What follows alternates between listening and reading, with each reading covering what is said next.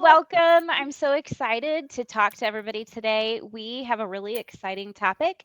My name's Jennifer Wolverton. I'm the founder of Mars Microschool, and we love to do PDs and talk to other founders around the country. We love helping Alabama, but today, this is such a cool thing. We're all over the country between the four of us founders, and we're going to talk about money, models, and microschools. A founders roundtable of funding the future of school, because funding is going to be vastly different in the future, and it's already sort of started.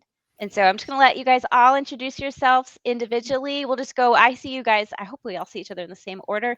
Karema, and then Iman, and then Tiffany. Let's just go in that order. And All welcome. right. Hello, everyone. Good morning, good afternoon, good evening to wherever you are in the world and whenever you hear this. My name is Karema Akilah. I'm the founder of the Genius School, the Genii app, the Genii DAO, and the Beamy token.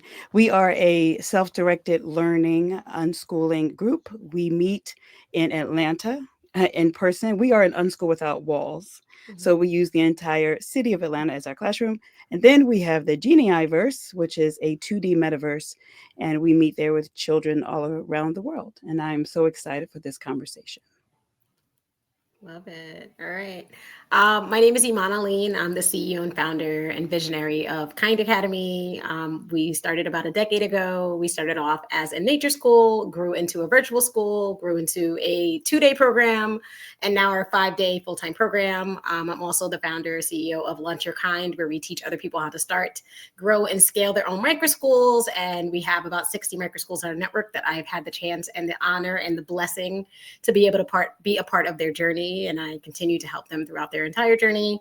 And I'm just so excited to talk about money in microschools. It's probably my favorite topic because it's the lifeblood of our schools. And I want to shift the kind of conversation around it. Hi, everyone. I'm Tiffany Blassingame, the founder of the Ferguson School. We're a progressive Christian micro school serving both full-time private school students and hybrid homeschool students located in Metro Atlanta. Excited to be here. I'm also a field coordinator serving the states of Alabama, Georgia, and South Carolina for the National Microschooling Center. And so this topic of money and models is really the root of how you start and how you sustain yourself. It never goes away. So I'm excited to share. It's so true. So I just want to get us started off with an easy topic. Who are our customers? So we serve two different kinds of customers. Typically, a microschool will serve either a homeschool family, or some of us will get private school families as well. And Karema, if you don't mind talking about that a little bit, I know you had some thoughts on the history of how homeschooling has been evolving, but Yep. also how difficult it can be for a microschool to serve, how to pick a price for both Yep. families. Yep. Well, I'll start by talking about who we serve. Right there with you, we serve homeschool families and then families who want to register with us in our private school, especially our online school. So that works really well for families who are world schooling, or you could be anywhere in the world and register as a private schooler with our private school. I am a mom of 6, and I have been unschooling, homeschooling for 20 plus years. I don't even know how you count anymore. My oldest is about to be 27. So, however you want to add that up. Back when I was doing that full time, I started so many co ops in between my home, a friend's home. We would gather, and one would teach the art, one would teach the geography or the science, and we would not charge each other because we were sharing the responsibility of teaching each other's children. Then sometimes some of those co-ops would meet inside of a church or inside of a community center, where if there was a fee to pay, it was nominal. We paid the church whatever donation they wanted to receive. Again, not really accepting significant funds, as someone who is participating in that co-op, because I'm teaching your kid, you're teaching mine. There was one tutorial that we were a part of in Maryland. It was a 2-day drop off, where I paid what would be considered closer to private school prices. So then, as pandemic happened and the whole world became home educators to a degree, it's been my experience that that's when families began to figure it out. That's when Mhm. families said, you know what? I think we like this homeschool thing. We already started learning pods, some families said during that time, where they hired a teacher and all of the students went there and did their schoolwork with that person. It's been my experience, and Tiffany and Iman, I would love to hear from you too. From that learning pod experience came this idea of micro schools. And while that's great and I'm very excited about it, I also read in a lot of Facebook groups the frustration Mm, where you see public school teachers wanting to leave the system, and they're excited by this idea of working with students who are very excited to learn. But then how is this micro school going to bring me a macro payment to pay my macro mortgage? mhm, And there oftentimes seems to be a disconnect. Then you have homeschool families, I'll say pre-pandemic, that were not really accustomed to paying private school prices mhm, when it's a homeschool co-op model and I teach your kid, you teach mine, and we hardly charge each other anything. So with this disruption called the pandemic, I see now that there is an opportunity for us to redefine what the funding structure of a micro school could be, and mm, then maybe to validate some of the frustration that some micro school founders are experiencing. So that's part of why I'm really, really excited about this conversation, because I feel like some folks new to the conversation are expecting one thing, but not really knowing how we got here. Not saying that we can't get to a place where micro schools can be the thing that will pay you significantly to support your family, but I feel like some acknowledgement of the frustration needed to happen and a little bit of history for those who are new on how we got here. What do you mm. guys Yeah. So I would say, and I appreciate you giving that history, Karima. For us, like I said, we serve both private school families and homeschool families. The tuition is pretty close um, in numbers, in cost, because what it takes to have the staff, what it takes to have the experiences, the curriculum, the space to actually run the micro school, that doesn't change whether or not you come 3 days a week or whether or not you come 5 days a week. And so the flexibility of a homeschool family being able to only come 3 days a week is that's their option. But I came from teaching 15 years in the public school system, and then moving to the private school sector, teaching and being a school administrator in private school. Mm, And so my mind is set, like I understood how when you're not getting those federal and state dollars, what it takes to run a school. mhm, And so that's just the value of it, right? And this is how much you're going to need to charge for tuition in order to be able to pay yourself, your staff, and all the other things that I named. And so you kind of have to work backwards. And I think I know you talked about like the homeschool family and helping them to understand what the cost is for a micro school. But I think the other family that we don't often talk about is possibly the lower income family, and how we want to serve and accept everyone. But mhm, if there aren't the dollars there to help pay for that child in that seat, then it makes it very difficult to serve everybody. yeah. And so I found myself over enrolling kids in certain categories because I Right. want to do To good make and I up. want to do well, and then sacrificing my own pay and salary in order to do that. And I had to, over these past 5 years, come to grips with what that looks like. Yeah. Yeah. I agree wholeheartedly. I think that anyone that's started something like this very quickly recognize that like it does take money. And it's like this shocking thing. Like, what do you mean it doesn't just run on butterflies and rainbows? Because it is such a great feeling, that we get to be able to offer this service. And especially as educators, we really want to be able to do it for free. But and I think we started talking about this, and I don't know if now is a great time to segue into it. There is a big conversation around generally people who do start these, they do have somebody bringing in, your single income, or I mean, your dual income generally. So they already are taking over the full income. And I know I started it with the idea of, I just want to replace like this little amount, like we can charge $5 a class.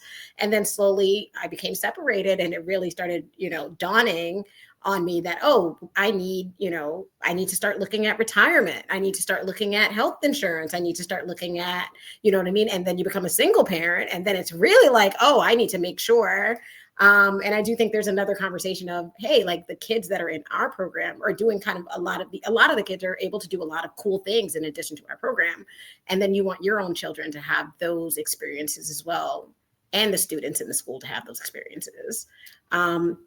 So I think it really stems from all of that, just recognizing the reality of it. I almost am always like, we talk about ethical entrepreneurship a lot in our school. And also as we start to teach entrepreneurship and what that looks like and how to make sure that capitalism, the way that we're doing capitalism is sustainable to the people that we work with and things like that is really starting to become a conversation, because I want to make sure that the people that work for me are also getting, you know what I mean, what they need to survive, because that's a reality, Yeah, That's so true. absolutely. We have we only charge $2,000-ish this year for tuition. In Alabama, we haven't really gotten ESA funding yet, and we started out serving mostly homeschoolers. But this is our second year, and one of the interesting things that happened is we have anywhere from unschoolers who are using us just for sociability, and they don't really want it to be expensive if that's Right. what they're using it for. You think about what the product is that they're trying, what is the goal they're trying to get out of it. But then we had a private school family say, "Is that per month?" And I was like, "Wow, okay." So how do you price it? It's nearly impossible to price something that people don't know what it is yet. And in our state, it's so brand new. I wonder if you guys could talk about that. I know Georgia really has had this for a long time. Obviously, Florida has as well. How do you guys feel like it's changed over time? Do you feel like it's gotten better in either of your states? We're totally green in this area in Alabama with microschools. So Anybody can. for Georgia, as it relates legally, like microschools is not actually defined in Georgia. Really, microschools are either a very small private school, or they're recognized as a homeschool something, tutoring center, something of that sort. But Georgia does have a Learning Pod Protection Act, which they have defined a learning pod as being a small group where the parents are paying a teacher to teach. But that learning pod would not be eligible for the new funding that's out there, or even the old funding. So we have the Georgia Promise Scholarship that it's not universal, so there's still some things to work on. But for the microschool would have to be accredited by certain agencies, so it can't just be by whoever you want it to be. That part, Tiffany. And That so part. it takes a while to find that accrediting agency that's going to accept what you do, that you are eligible for. So there's that. And then there's the Georgia Special Needs Scholarship that's been around for quite a while. But the same thing, you have to be accredited by certain agencies. And so that's not every micro school, because not every micro school can follow those rigid expectations that come from many of the accrediting agencies. And I'm assuming the financial, because accreditation is a very expensive process, generally speaking. I'm assuming we haven't had to. Yeah. And some, like one of the programs requires you to have an audit, a financial audit. That's extremely expensive for micro schools. I know everyone's going to be curious about accreditation, so let's jump on this one a little bit deeper. If we could each kind of say if we're working on accreditation, which organization you're working with, and if you've been successful yet. And I'm happy to start. We're working with Middle States Association in their initial cohort. We were deferred as Mars. They called us edgy. They said we're their case on the edge. And I thought that meant because of our technology, and it's not what they meant. They said it's because you're hybrid and you meet one day a week, and we're not sure that you'll be able to get it done. And so we did get into the process, and we're approved and deferred. And so we'll still be working on it, but we may take another term or two, whatever they call that, before we get to go up against the governing board and try to actually be accredited. But Middle States Association, in my opinion, is wonderful, and I recommend them. If you guys want to each take turns talking about that real quick. Oh, congrats. Oh, that is great. So I'll piggyback off of that, Jennifer, that we are accredited by Middle States, and we started that process with you guys. Middle States has been absolutely wonderful. I feel like it is truly a look at what your program is doing, and not all of these check the box type things, gotcha kind of checklists. It really is a look at your whole school, your model, what's happening, and it's very detailed, but it's information that you could actually take to your board, or you could take to a funder and use that to also work on some other things. Unfortunately, Middle States is not accepted or approved, that's right, for our ESA in Georgia, either one of them. So Started. we also are accredited by the Georgia Accrediting Commission. Yes, we had to find the loopholes. And we are accredited as an education agency for special purposes. We were unable to be accredited for traditional accreditation because as a micro school, we have multi-age classes, and to be accredited, full accreditation through their traditional program, you had to have one teacher per grade. So that doesn't quite go, right? But we serve gifted and we're basically twice exceptional students. So they're gifted and talented, and they are they may have some other exceptionalities such as anxiety, ADHD, dyslexia, other exceptionalities. But they only accredited our private school program, not our homeschool program. So that's another thing because of the amount of seat hours they wanted kids to have in the classroom. Can I ask you, I'm so sorry to jump in, and then Karema, I don't have anything really to say about accreditation, but was there a reason that you did both or doing both? Well, I needed the Georgia Accrediting Commission to qualify for the Georgia Promise Scholarship and the Georgia Special Needs Scholarship, the ESAs, because the ESAs did not accept Middle States. So did you do it? So you did the Middle States, like you applied for the Middle States before and didn't realize or something? I'm just curious. Yeah. So Middle States was running a, application for the pilot. Right. And that was happening at the same time that I was going through the accreditation process for Georgia Accrediting Commission. And I wasn't sure, if we would get that. So I just went ahead and did the pilot. Both. Right. And I enjoyed it. I enjoyed Middle States. So I was like, I'll keep going. Got it. Okay. I was just confused on that. Thank you for answering. I appreciate it. So, accreditation. I'm gonna say this. Tiffany, why are you laughing? Okay.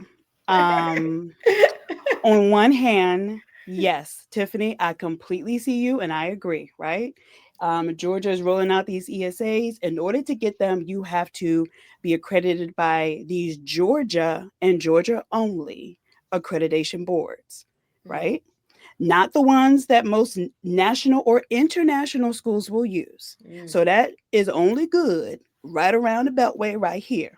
Okay, that's number one. And if you want that funding in order to serve more families, then that's exactly what you need to do. And Tiffany, kudos to you, for getting it happen and for doing it. Secondly, on accreditation, last time I checked, half of these schools and school boards and districts are trying to do what we do. Especially, those of us who are self-directed or lean into more creative ways of educating children. So why would I bend over backwards to try and appease somebody who in the long run, your schools are closing? Why? Because parents are like, I'm sick of this. I don't have to do this. Pandemic taught me that this isn't the only route. And they are choosing to place their children someplace else. So someone like me, who, like I said, accreditation, right? Someone like me says, well, I'm going to create my own accreditation board. So that's literally what we're about to do. We're I going to love that. create an accreditation board, thank you, specifically for self-directed learning schools. At the end of the day, this is what we call an interim agreement. A group of people sat down and said, oh, I know what we can do. We can create these hoops and checklists. And every school who runs us some coin, who checks off our hoops, we will then call our friends at the state of whatever and say, hey, these schools have paid us and have jumped through our hoops. So y'all go ahead and let these babies into your schools without any hiccup, without any questions asked. Because it's like you got to trace the money. Now, for the children of mine who graduated from my homeschool, with my homeschool issued diploma and transcript, and went to colleges and universities, I have never had a college or university ask me, is this school accredited? Was their transcript or diploma accredited? No. Now, again, I understand the game. And like my grandmama say, if you want to win, then you got to play the game to win. So here in Georgia, if I want those ESAs, then I'm going to do just like my sis Tiffany did, and I'm going to play the game. Now, they're going to look at me and be like, ma'am, that's a no.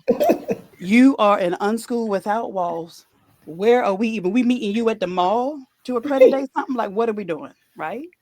So right there, I don't fit the mold at all, which is another reason why I'm looking at a completely out of the box alternative funding.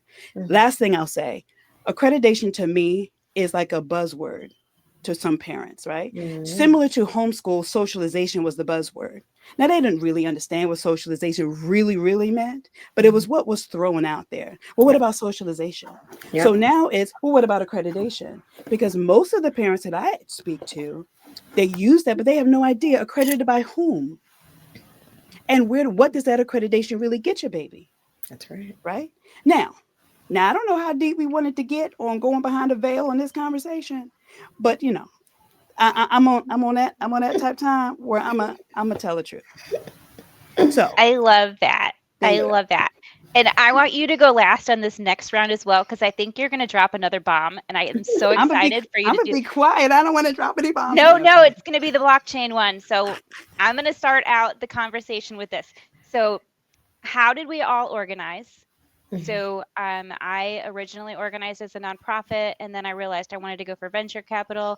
And so I decided I needed to be a C Corp. And so now I have a nonprofit foundation, and I have the C Corp, and I want to go for venture capital. I want to work on SBIRs with the federal funding, and we do get grants in different places. And so I'm just curious, everybody's always trying to figure out how to organize as a micro school, and there's so many different ways that you can do it. I had never heard of a C Corp, really. I never talked, I mean, you hear about things like that, but like, what is that? And so through some of the accelerator programs that I had done, I started learning about these other terms and different ways that you can do it. And the C Corp allowed me to learn about this really great legal team that I now have called ORIC, who's amazing, and they really helped me a lot last summer.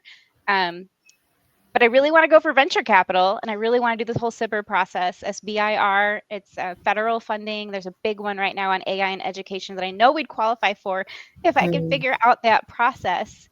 So I'm going to stop there on us. And if you guys just want to talk about how you organized, and is there a financial reason for how you organized? Yeah, I'll jump in.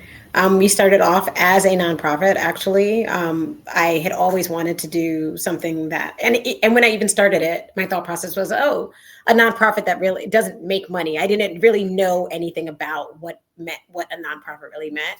And just very quickly recognized that, you do need to be sustainable even as a nonprofit. Like, what is the point of this? So then right after started a for-profit LLC and run our school through that. And then like foundation through the nonprofit piece for students that, for scholarships and for funding outside of that. Definitely started with in mind, it would just be easier to be able to take tuition and to not have as much red tape and as many, things going on. And then slowly it became beneficial to have both pieces. So a lot of people do that, have both arms, and we still continue to do that. So I started as a nonprofit, but with a business partner. Actually, we had a nonprofit and a LLC. The LLC is the Village Schools, and it's since closed.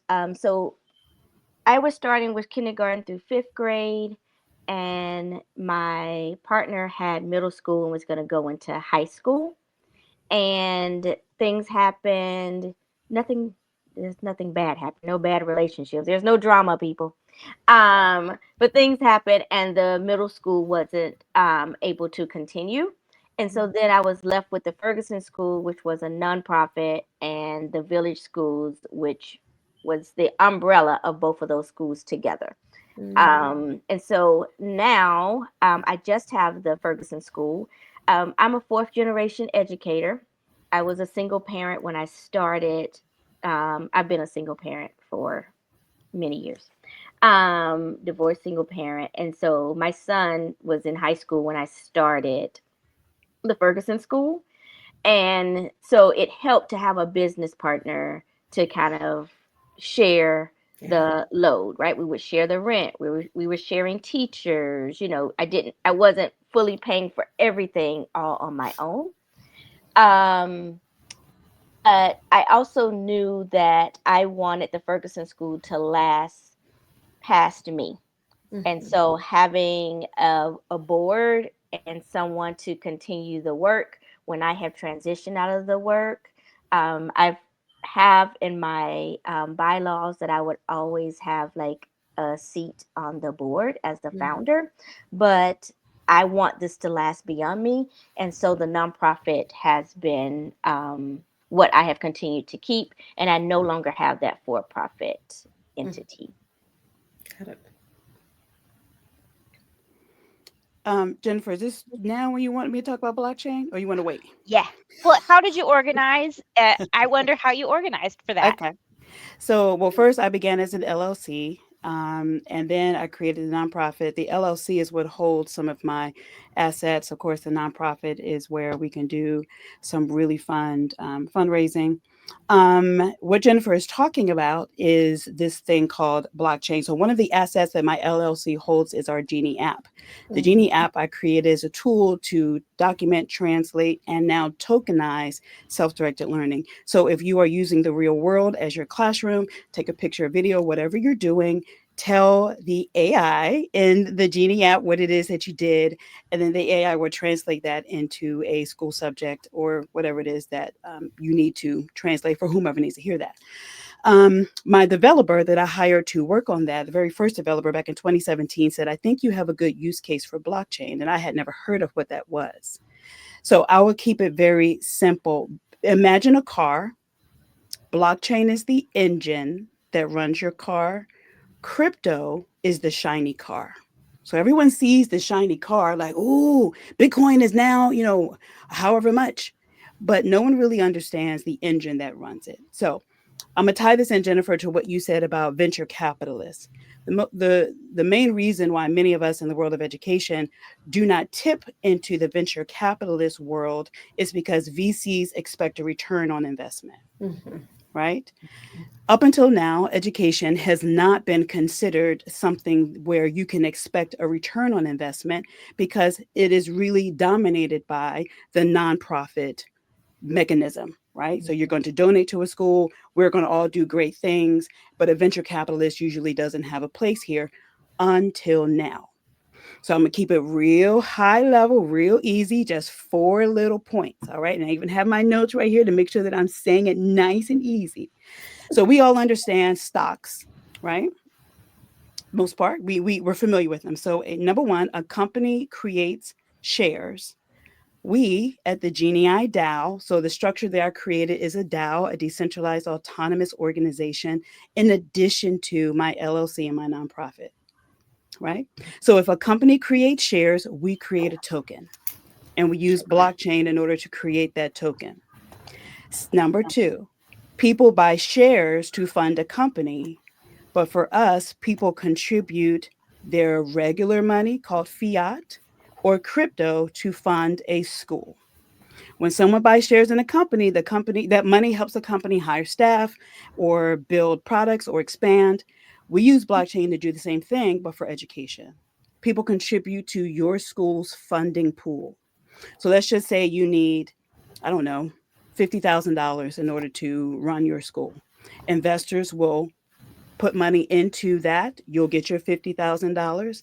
They will receive a BME token. They will receive something of value. Point number three, as the company grows, shares gain utility and value. As learners grow and use the Genii app to document their learning, our token gains value and utility. And then number four, lastly, blockchain replaces the middleman. Therefore, families never have to take on debt. So if you're like, okay, what did she just say? What? I invite you to hit me up. I'm starting what's called the Genius Council. And during the week of National School Choice Week, we are launching our token. And then after that, you'll be able to create your funding pool. So now, whenever someone wants to contribute to your school, they will hold an appreciating asset that can increase in value. That's happening the last week of January. I'm only taking 25 founders. Now, I'm going to be clear. These are people who want to get in on the ground floor to help create something that's never been here before. Last thing I'll say, if crypto bros are doing the same thing, if our president is doing the same thing for whatever gains, then I believe that I can do the same thing to fund all of your children in your schools. This Genius is so Council. amazing to me. Like, I am all about AI and technology, and like I get so excited when I talk to you, Karema, because nobody else is doing what you're doing. Like, nobody. Because I'm And crazy. it's awesome. So like, you guys, have to do that. imagine if you could get somebody to give you $50,000 and they put the money in, and a year later they can take the money out with interest, just like an Correct. investment. So Correct. like, So this it is token a will total fund game changer, children. and It that is is. never going to be a part of a public school system, Correct. because And in here's tax the deal. dollars, we are the only ones that can do this. Correct. And those who are already in this world of blockchain and crypto, I promise you, they are not going to invite you to pull up a seat to their table to figure this out. They're not. You Because guys you know need how I to hit know? her up. If you're listening, you need to hit her up. This is such an interesting thing, and I don't think you're asking for a big investment to get started, right? $250. Like, if you think $250. about it, like if that hits, it's going to be awesome, and you're going to be really helping something big. Like, as an AI advocate and someone who really believes in things, I even struggle to understand when you're explaining it to me. But I understand the potential outcome, not how I would get there. But I'm going to definitely be one of those 25 families, because I have to know how this is going to happen. Like, what is going to happen? I have to know. Yay. Yay. Well, thank you for the opportunity for me to share that. Oh my gosh. Okay, so we've hit on VC a little bit. We've hit on blockchain. We've hit on homeschool versus private school. We've talked about how we've organized. We've really covered a lot of ground here in only half the time, you guys. Does anyone have like something that's like you're excited to say next based on what we've said? Or I'll kind of peruse through what. Let's see if someone just asked a question. Oh, the name of the accreditation. So give me a minute to to finish that up. I'm deciding on what the name is, but you can email me at info@thegeniusschool.org. And I also saw another question in there about how do you join the Genius Council. You can go to the website, thegeniusschool.org, and there is a page there that tells you how you can join. Yay, Legacy I Builders think Academy. another good question that we could talk about is streams of income. So there's tuition, but what else is there for us? What do you guys think? Well, for me, We have tuition. And are we going to go ahead and just talk about what we charge? I know that's another question. Yeah, we can. Okay. I know it's important for us to put it on our websites in terms of the ESA programs. They require me in Alabama. So this is not secretive information. Absolutely. Go for it. Okay. So my full-time tuition is $9,000 for the year. And the hybrid homeschool is $6,500 for the year. And hybrid homeschoolers come to school 3 days a week. And so that's tuition. Another part of my income is the work that I do with supporting Microschool founders. So I'm involved in a lot of different organizations, Ed Choice, National Microschooling Center, a few different organizations that pay me to talk about microschools around the country. And that money goes to primarily paying me, and then for some extracurricular for the school. And then the school is listed as a tutoring center with the Georgia Promise Scholarship. So we tutor kids after school. That brings in additional funding. And then everything else is either grants, individual donations, or corporate donors. And that's a whole nother work of development and advancement and getting funders and donors to support the school. We do have a few kids. I talked about income for families, and we have a few kids that are on what we call an adjusted tuition rate. So if they don't qualify for any of the scholarships, because remember it's not universal, so there's that, then they may we'll have a conversation around what they are able to afford. And I have my bottom line, right? Like I know I can't take less than 500 or 550 a month for a student, or it just doesn't make sense to keeping things funded, right? But if they have to pay something lower than the 9,000 or 900 a month, then we'll take a look at that. And in return, those families do some form of volunteering or support somehow with the school. So they may be chaperones, they may help with carpool, they may teach enrichment lessons, they may cut out lamination at home, write thank you notes to donors, whatever it is that they're able to do to be extra hands at the school. Okay. So very similar. We're actually at $17K annually at this point. We are in South Florida, which is absolutely a wild, wild west of increasing things constantly. So we tried to keep up with that. We are lower than than the private schools that are doing the same things that we are in a lot of areas. But we also do have like an adjusted tuition, which you call it. Some people call it like a sliding scale type thing.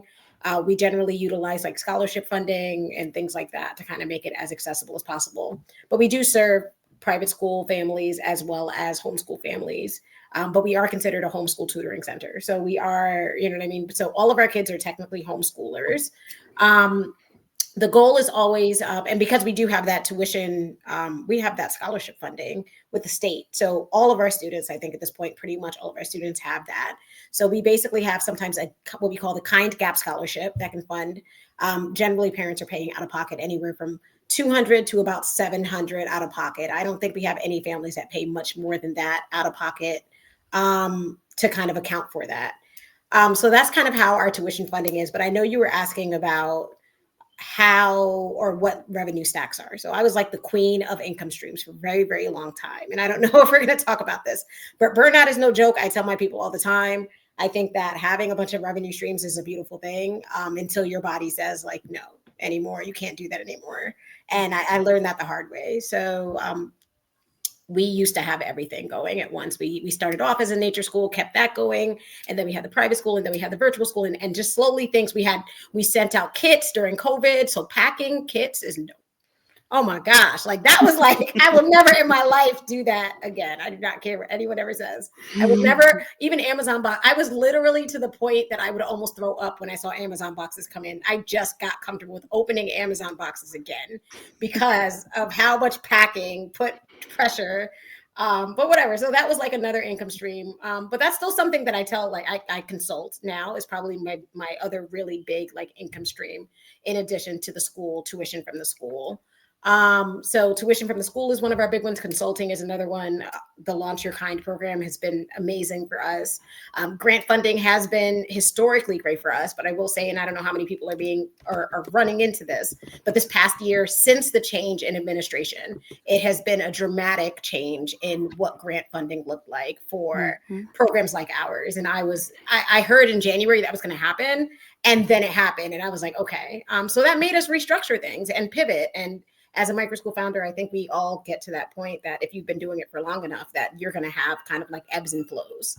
So I went back in the building, I started teaching, and that's a beautiful thing for me now. The other thing that I do is I actually do have a decolonized Black history course that I have been selling for the past 5 years. That has been amazing. I've partnered with organizations that have basically, now we have a really cool system where I teach for the whole year for them, and we have a partnership agreement, and that's a great kind of real way for us to bring in a good amount of income as well. And I like that. A lot of teachers are moving into that, partnering with like organizations or school. B2B clients are really my favorite thing right now. So those are our we do camps. We started in camps, but we never really make a ton off camps. I'm like, I don't have the, but it's great for marketing and visibility. And if we don't do it, then I always see that our numbers don't go the same way. So those are the big ones.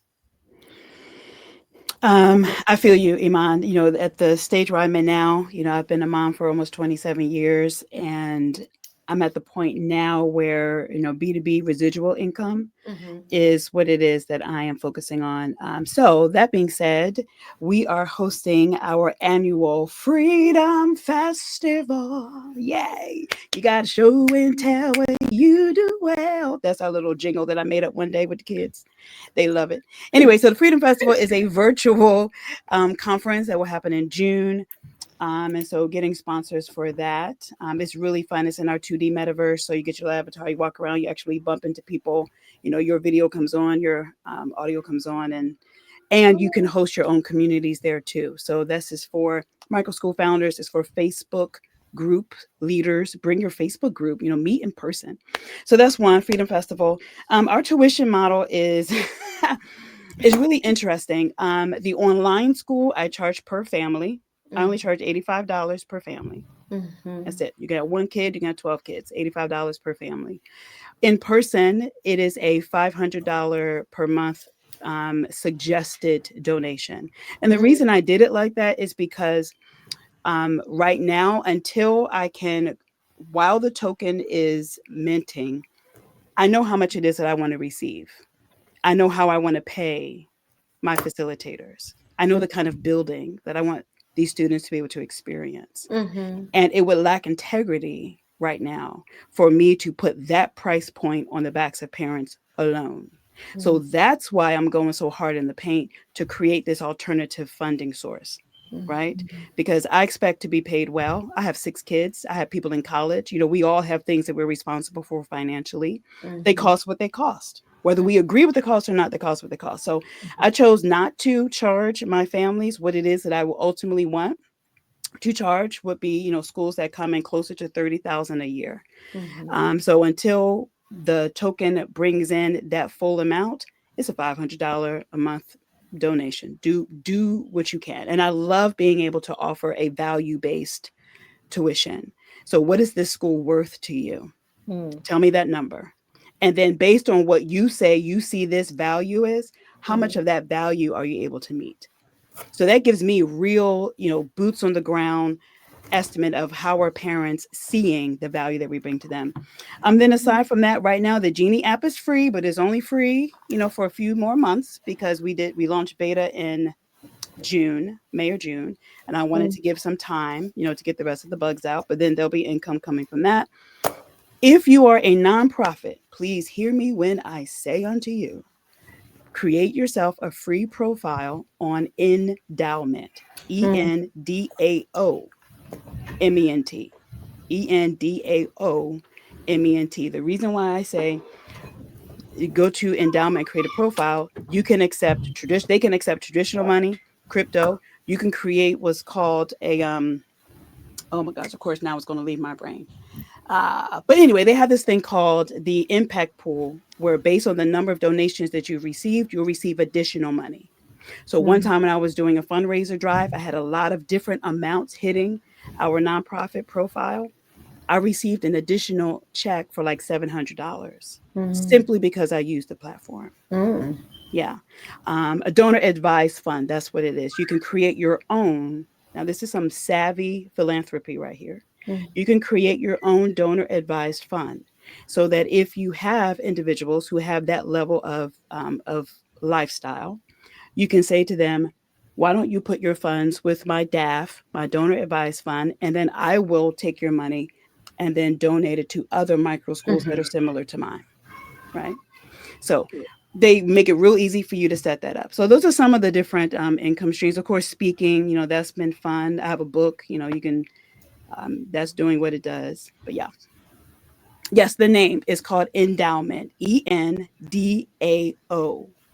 MENT. I'm sorry, I can't message on the Facebook chat. I didn't connect. I didn't go online to Facebook, so I can't comment right here, right now. I apologize. But yes, Endowment. You can also email me. My email is right here under my name, and I'll send it to you. You guys covered like 20 different income streams. Thank you. I'm not sure I have much to add to this conversation. So I'm going to try really hard after all of that. We have bonfire.com or bonfire.org. I forget which one it is. Websites or account set up where we do fundraising. And so we create t-shirts. We are stationed inside of a business. And so my kids are better off wearing t-shirts so that I can tell the business if my kids are straggling throughout the store, can you send them back to me? So I make them wear t-shirts so they're recognizable by the people in the building I'm in. So we put those t-shirts out on the bonfire. Now the parents are helping to contribute just a little bit. It doesn't help a ton, but it's one more little stream. And now we're actually also making Microschool t-shirts for Microschool founders. They're pretty cool. Tanya has put these together. Her like AI skills have gotten so good this year, you guys. I just keep throwing things at her. I'm like, now do this. Now do this. It's amazing. You gotta see these t-shirts. I think they're in the comments, or they will be. The Microschool founder t-shirts that she is putting together for us. Anyways, if it's not out here today, come back and look tomorrow. I think she's going to put those out there. But that's Bonfire if you're looking for a way to do fundraising. Really, and it doesn't cool. cost us anything. Yeah, they're really fun. So we really like that. And I write books too. And so I have that as an income stream. And then affiliate links. You guys, we are all good at something. So for me, it's tech. So people want me to talk about their tech. And so like the two that I'm talking to right now to help as affiliates is Unlock Math. And I do not take on affiliates if I can't say their name out loud. I feel very, very good about it. So if I say their name, you guys know they're my like absolute favorites. And so Unlock Math is one of my affiliates right now. And so is Victory XR. If you're into VR, I highly recommend Victory XR. I worked with them last year. They have something called HoloTutor, not HoloLens. I'm sorry, that's a different thing. HoloTutor that just came out where you can go into VR and you can create a tutor that you can physically go into VR and chat with about chemistry. And the teacher can like program. I mean, I had students programming the avatar tutor. It was like this massive process, and it was a child that the mother thought they would never learn a high school level biology, but because they built the tutor lessons, they had watched the videos so many times, they learned high school. She was crying.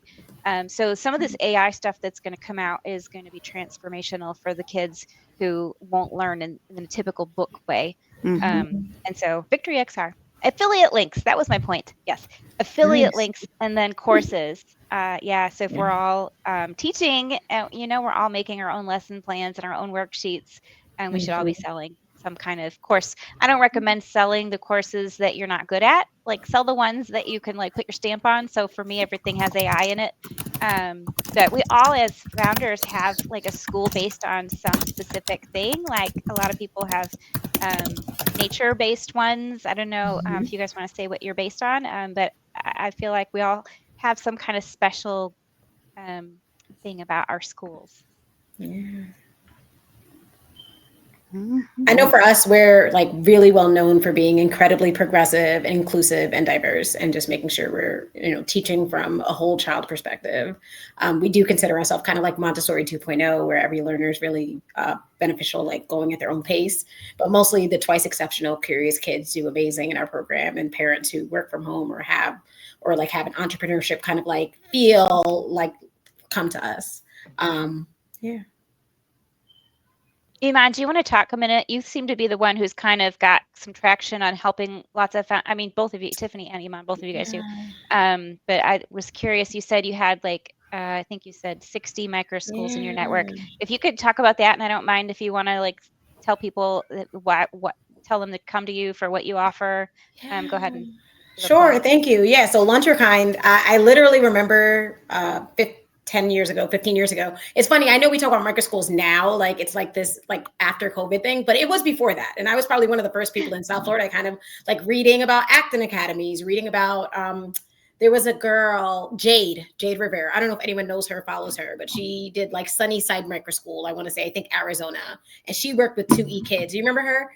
So I took her course. It was $500. I think I remember doing that. And it was college class. And it was just, way back, I'm talking 2017, maybe 2016, this new word was really coming out.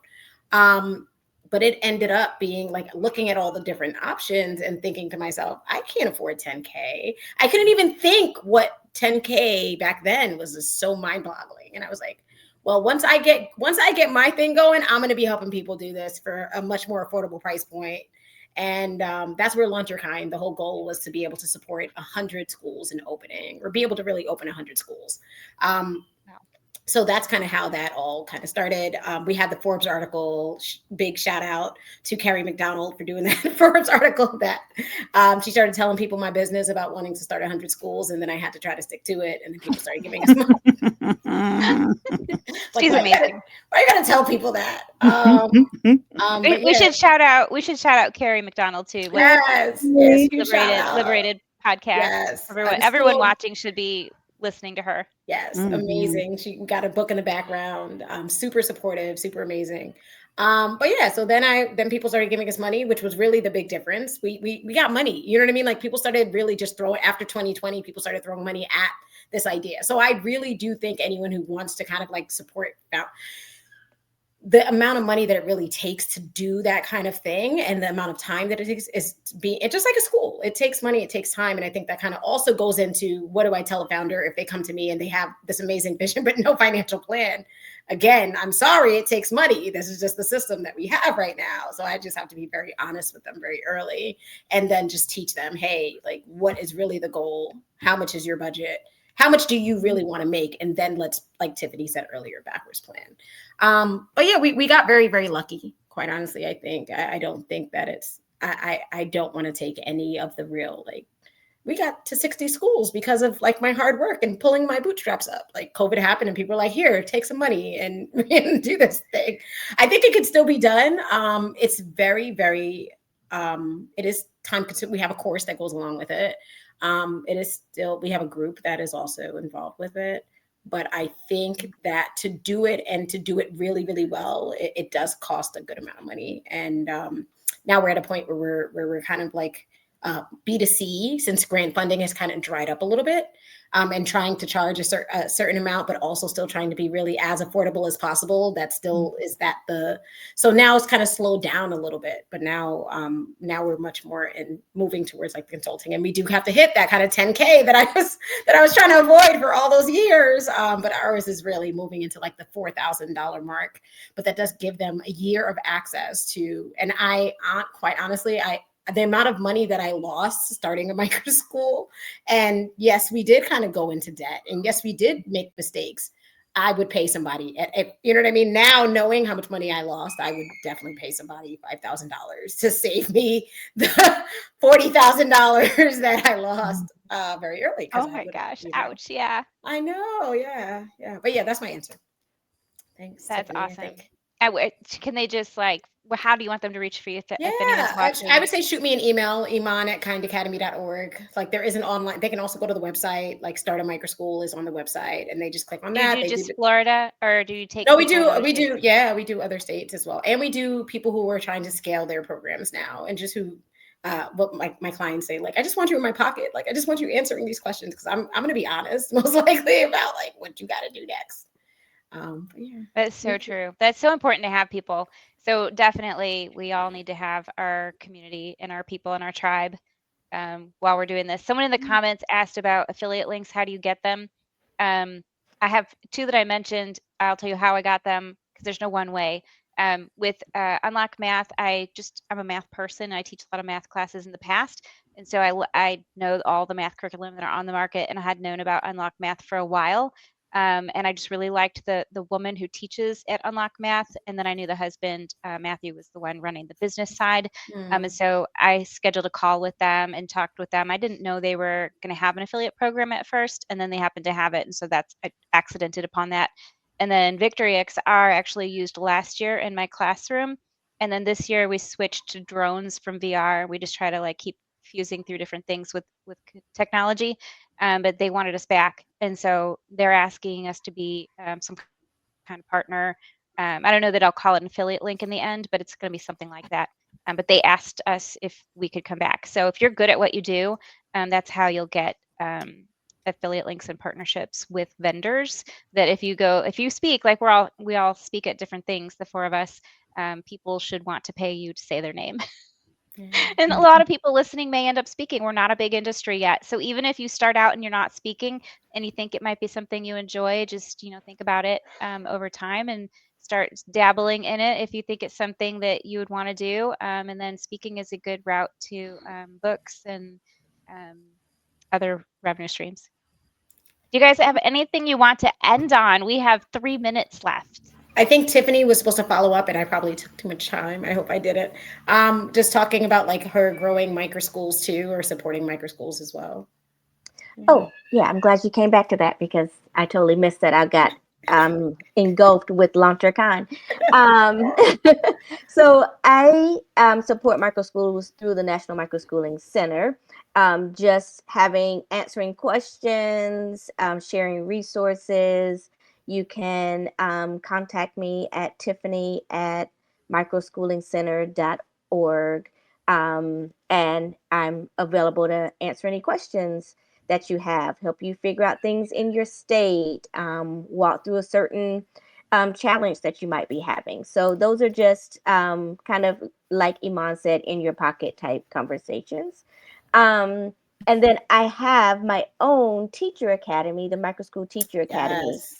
which is not technically built for founders, is built for the teachers or the guides or the facilitators, right? Because a lot of times we start our schools, and then once they begin to grow, we've got to like hire people. We've got to train them on the things that we do. We've got to get them to kind of think differently about if they're coming from a traditional school, or if they're coming as a homeschool parent that has been teaching just their children. Now, how do we manage multi-age classes, more kids, and That's a big stick to one. what they're And supposed to do? neurodiverse ones, because Yeah. that's right, Everybody. Right. that sounds amazing. Yeah. So the Microschool Teacher Academy, we usually have two cohorts a year. So in the fall, and then right at the beginning of January. And then I also do just single schools if you want to do something virtually or in person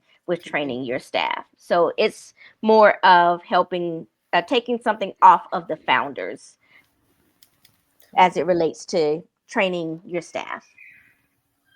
I love that. Awesome. I love that. You guys, this has been so amazing. This is my favorite PD so far. Like, this has been awesome. I feel like I took notes. I took notes too, y'all, just so you know. Thank you so much for you guys being here. And if you guys have any further questions, all of us will watch the chat over the next day or two. Feel free to put questions in the comments under any of the pages that we're out on. And all of us are here if you need us. And Good luck launching your schools. Thank you, guys. Thank you for having us. Karema, are you staying on? Yeah, for a few minutes. Yeah. Oh, I got questions for you because you're doing some amazing stuff. Like, oh my Well, we're gonna, gosh. the four of us will be talking again in 30 seconds. Okay, perfect. Bye, Yolanda. Thanks, guys.